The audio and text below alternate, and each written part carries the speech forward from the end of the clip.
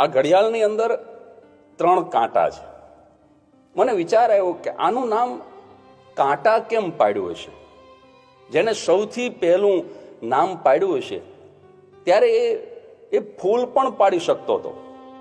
હિન્દીમાં પણ આને સુઈ કહે છે, પણ કદાચ કાંટા નામ પાડ્યું છે એટલે જ આપણે એકબીજાને પૂછીએ છીએ કે કેટલા વાગ્યા. જો ફૂલ હોત ને તો કદાચ એમ પૂછતા હોત કે કેટલા ઉગ્યા. પણ આ વાગે છે સાહેબ, અને સમયનો માર એ માણસને કાંટા કરતા પણ વધારે વાગતો હોય છે.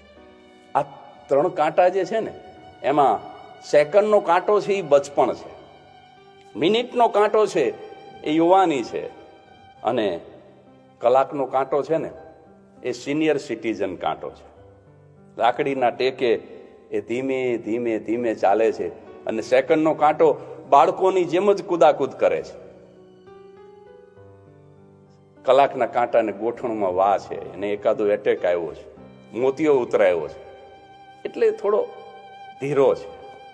પણ કલ્પના કરો કે આ ડાયલની અંદર કલાકનો કાંટો ન હોય, મિનિટનો કાંટો ન હોય, અને એકલો જ સેકન્ડનો કાંટો ફરતો હોય તો તમને સમયનો અંદાજ નહીં આવે. સેકન્ડનો કાંટો ન હોય, કલાકનો કાંટો ન હોય, અને એકલો જ મિનિટનો કાંટો ફરતો હોય તો પણ તમને સમયનો અંદાજ નહીં આવે.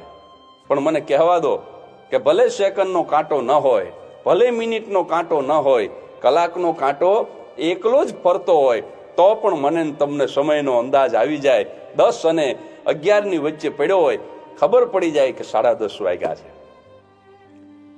આ વાત હું એટલા માટે કરું છું કે કલાકના કાંટા જેવા આપણા વડીલોને પરિવારના ડાયલની અંદર સાચવી રાખજો. કારણ કે જ્યાં સુધી એ કલાકના કાંટા છે ત્યાં સુધી જ આ જગતને ખબર પડશે કે કેવા સમયમાંથી, કેવા વખતમાંથી મારો ને તમારો પરિવાર પસાર થયો છે.